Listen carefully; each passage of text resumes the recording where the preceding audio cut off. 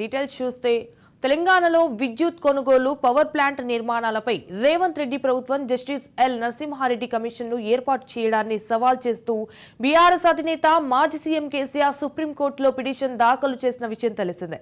ఈ పిటిషన్పై సుప్రీంకోర్టు ఇవాళ విచారణ చేపట్టింది.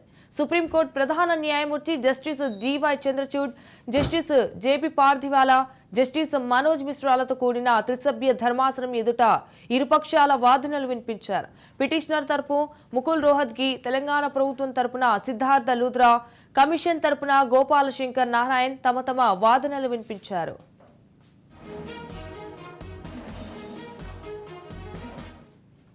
ఇది పూర్తిగా రాజకీయ కక్షతో వేసిన కమిషన్ అని ముకుల్ రోహత్గి ధర్మాసనానికి తెలిపారు. రాష్ట్రాల్లో ప్రభుత్వం మారిన ప్రతిసారి మాజీ సీఎంలపై కేసులు నమోదు చేయడం ఇటీవల కాలంలో పరిపాటిగా మారిందన్నారు. విద్యుత్ విచారణ కమిషన్ నియామకంలో ప్రభుత్వం పరిధిని అతిక్రమించిందన్నారు. ట్రిబ్యునల్ ఉండగా విద్యుత్ కొనుగోలు ఒప్పందాలపై ఎలా న్యాయ విచారణ చేస్తారన్నారు. కొత్త రాష్ట్రం విద్యుత్ సంక్షేమం నేపథ్యంలో విద్యుత్ కొనుగోలు చేసినట్లు చెప్పారు.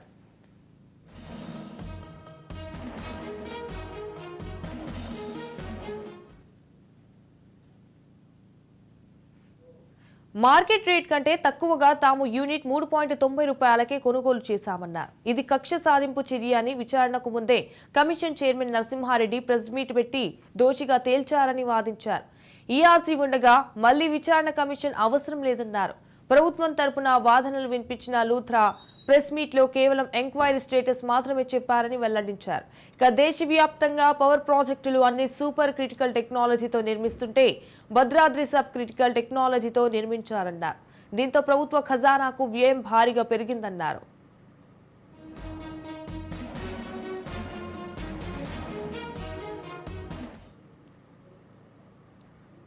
రైట్గా దీనిపై మరింత సమాచారం మా ఇన్పుట్ ఎడిటర్ కోటిరెడ్డి అందిస్తారు.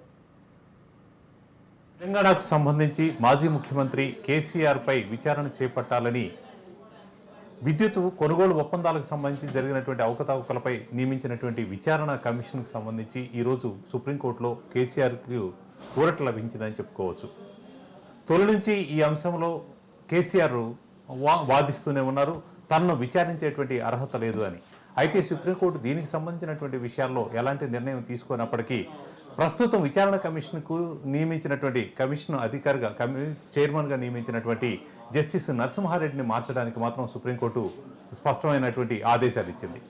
ఎందుకంటే ఈ కేసుకు సంబంధించి గతంలో జరిగినటువంటి కొనుగోలు ఒప్పందాలు ఎప్పుడైతే రాష్ట్ర విభజన జరిగిందో, విభజన జరిగినప్పుడు ఆ రోజు ఉన్నటువంటి విద్యుత్ కొరత, ఆ సమస్యలను అధిగమించడానికి సమీపంలో ఉన్నటువంటి రాష్ట్రాలు అందుబాటులో ఉన్నటువంటి వనరుల నుంచి పూర్తిగా ఆ రోజు ఉన్నటువంటి మార్కెట్ రేటు కంటే కేవలం ₹3.90 ఒక యూనిట్ చొప్పున కొనుగోలు చేశామని కేసీఆర్ చెప్తూ వచ్చారు. కేసీఆర్ సుప్రీంకోర్టును ఆశ్రయించారు. ఈ విచారణకు సంబంధించినటువంటి అర్హత కమిషన్కు లేదు అనేది ఆయన వాదన. అయితే సుప్రీంకోర్టు దీనికి సంబంధించినటువంటి విషయాల్లో పరిగణలోకి తీసుకున్నటువంటి మొదటి అంశం ఈ కేసుకు సంబంధించి చైర్మన్గా నియమించినటువంటి జస్టిస్ నరసింహారెడ్డి మీడియా సమావేశం నిర్వహించడం అనే దాన్ని తీవ్రంగా వ్యతిరేకించింది. ప్రధానంగా ఈ కేసుకు సంబంధించినటువంటి విచారణ నిర్వహించాలి తప్పితే కేసుకున్నటువంటి మెరిట్స్, డిమెరిట్స్ గురించి ముందుగానే ఒక నిర్ణయాన్ని ప్రజలకు తెలియజెప్పినటువంటి తీరును సుప్రీంకోర్టు తప్పుపట్టింది. ఈ కారణంగానే అక్కడ ఎవరైతే చైర్మన్గా ఉన్నారో ఆ చైర్మన్ను మార్చాల్సినటువంటి అవసరం ఉంది అనేది సుప్రీంకోర్టు అభిప్రాయం. జస్టిస్ చంద్రచూడ్ ఆధ్వర్యంలో జరిగినటువంటి విచారణలో ప్రధానంగా ఈ అంశమే ప్రస్తావనకు వచ్చింది. ఇందుకు రాష్ట్ర ప్రభుత్వం కూడా అంగీకరించింది. ఈ రాష్ట్ర ప్రభుత్వం 2 గంటల తర్వాత కొత్తగా చైర్మన్ని ఎవరు నియమిస్తామనేటువంటి అంశాన్ని ప్రకటిస్తామని చెప్పింది. ప్రస్తుతం మళ్ళీ విచారణ మరోసారి ప్రారంభమైంది. మరొక గంటన్నరలో దీనికి సంబంధించినటువంటి పూర్తిగా అంటే కొత్త జస్టిస్గా ఎవరిని నియమిస్తారు అనేటువంటిది, కొత్త విచారణ కమిషన్ చైర్మన్గా ఎవరు నియమిస్తారనేటువంటిది ప్రకటించే అవకాశం ఉంది. మొత్తంగా గతం నుంచి కూడా ఈ విద్యుత్ కొనుగోలుకు సంబంధించి కాంగ్రెస్ ప్రభుత్వం అధికారంలోకి వచ్చినప్పటి నుంచి కూడా వివాదం సాగుతూనే ఉంది. ఇప్పటికీ ఇటు బీఆర్ఎస్ ప్రభుత్వం లేకపోయినప్పటికీ విద్యుత్ కొనుగోళ్లకు సంబంధించినటువంటి అంశాల్లో తాము నిష్పక్షపాతంగా వ్యవహరించామని, ఆ రోజు ఉన్నటువంటి రాష్ట్ర అవసరాలకు అనుగుణంగానే ప్రతి నిర్ణయము తీసుకున్నామనేది వాళ్ళు చెప్తున్నటువంటి వాదన. ఒక యూనిట్కి ₹3.90 అంటే ₹4 లోపే మేము కొనుగోలు చేశామనేది చెప్తున్నటువంటి వాదన. అయితే ప్రస్తుతం రాష్ట్ర ప్రభుత్వం మాత్రం దీనికి సంబంధించి చాలా అక్రమాలు చోటు చేసుకున్నాయి. అటు ఒరిస్సా నుంచి చేసినటువంటి కొనుగోలుకు సంబంధించి కూడా చాలా అక్రమాలు చోటు చేసుకున్నాయి అనేది ప్రధాన ఆరోపణగా ఉంది. అందుకే అయితే దీనికి సంబంధించి అంటే ఏదైతే ఎలక్ట్రిసిటీ రెగ్యులేషన్ కమిషన్ ఉందో కమిషన్ సంబంధించినటువంటి ట్రిబ్యునల్స్ ఉండగా ప్రత్యేకంగా విచారణ కమిషన్ను అసలు నియమించడమే తప్పు అనేది కేసీఆర్ వాదన. వీళ్ళ వాదన ప్రతివాదులు ఎలా ఉన్నప్పటికీ, వీళ్ళు చెప్తున్నటువంటి మాటలు ఎలా ఉన్నప్పటికీ, దీనికి నియమించినటువంటి కమిషన్ చైర్మన్గా ఉన్నటువంటి వ్యక్తి మాత్రం దీనికి సంబంధించి కేసు మెరిట్స్ను ముందే ప్రస్తావించడం, ఎలాంటి నిర్ణయం ఉండబోతుందో చూచాయిగా చెప్పినటువంటి వాతావరణం ఉండడం అనేది ప్రధానంగా జస్టిస్ చంద్రచూడ్ దీనికి సంబంధించినటువంటి తప్పుగా ఆయన అభిప్రాయపడ్డారు. ఎలా ముందే నిర్ణయానికి వస్తారు, దీనిపైన వాదనలు రెండు పక్షాల వాదనలు విన్న తర్వాత రావాల్సినటువంటి నిర్ణయాన్ని ముందే ఎలా చెప్తారు అనేది ఆయన వ్యక్తం చేసినటువంటి అనుమానం. ఈ కారణంగానే ఇమీడియట్గా చైర్మన్ను మార్చాలి అనేటువంటిది ఆయన ఆదేశించారు. ఇందుకు రాష్ట్ర ప్రభుత్వం అంగీకరించింది. సో కొత్త కమిషన్కు కొత్త చైర్మన్ నియమిస్తారు. అయితే కొంతవరకు మాత్రమే ఊరట లభించింది అనేది దీనివలన కేసీఆర్కు సంబంధించినంత వరకు కొంతవరకే ఊరట లభించింది అనేది మనకి అర్థమవుతున్నటువంటి విషయం.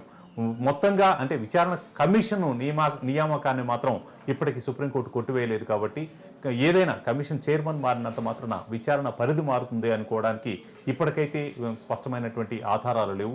ఒకవేళ కమిషన్ని కూడా రద్దు చేసేట్లయితే పూర్తి స్థాయిలో కేసీఆర్ ఆశించింది లభించినట్లవుతుంది. చైర్మన్ను మాత్రమే మార్చి కమిషన్ కనుక కొనసాగేట్లు అయితే ప్రభుత్వం ఏమి ఆశించిందో అదే జరిగేటువంటి అవకాశం ఉంది.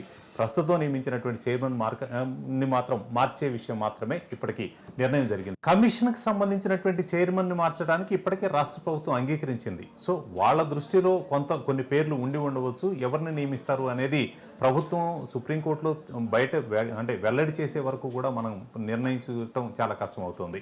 అయితే దీన్ని రాష్ట్ర ప్రభుత్వానికి వ్యతిరేకంగా జరిగింది అని చెప్పుకోవడానికి మనకి ఎలాంటి ఆధారాలు లేవు. ఖచ్చితంగా వ్యతిరేకంగా జరిగిందనో రాష్ట్ర ప్రభుత్వానికి ఇది ఒక మాయన మచ్చానో అనుకునేంత అవసరం కూడా లేదు.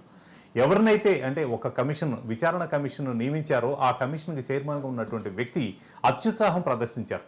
అత్యుత్సాహం ప్రదర్శించడం అనేది ఎప్పుడూ కూడా ఒక జస్టిస్ చెప్పే వ్యక్తి పూర్తిగా నిష్పక్షపాతంగా రెండు వైపుల వాదనలు విన్న తర్వాత అందులో ఉన్నటువంటి మెరిట్స్ డిమెరిట్స్ ఆధారంగా తీర్పును వెలువరించాలి.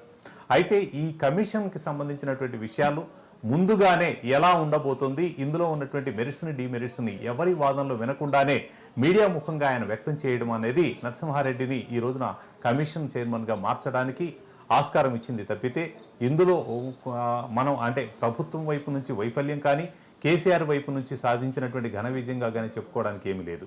అయితే కేసీఆర్ ఇది ట్రిబ్యునల్ ఉండగా అసలు ఈ విచారణ కమిషనే తప్పు అంటున్నారు. ఆయన కోరుకుంటున్నటువంటిది అసలు విచారణ అర్హతే ఈ కమిషన్కు లేదు అనేది. దానిని ఎక్కడా కూడా సుప్రీంకోర్టు తప్పు పట్టలేదు. అయితే ప్రస్తుతానికి నరసింహారెడ్డి ఎలాంటి నిర్ణయం చెప్తారు అనేది ముందే తెలిసిపోవడం వలన ఆ కమిషన్కు చైర్మన్గా ఉండే అర్హత ఆయనకు లేదు అని కేసీఆర్ వాదించినటువంటి వాదనల వరకు సుప్రీంకోర్టు ఏకీభవించింది. కాబట్టి ప్రస్తుతానికి చూసినట్లయితే కేసీఆర్ తాను అనుకున్నటువంటిది కొంతవరకు సాధించారు. అయితే కమిషన్ని ఇంకా రద్దుకు సంబంధించినటువంటి అంశాలు మాత్రం ఇంతవరకు చర్చకు రాలేదు.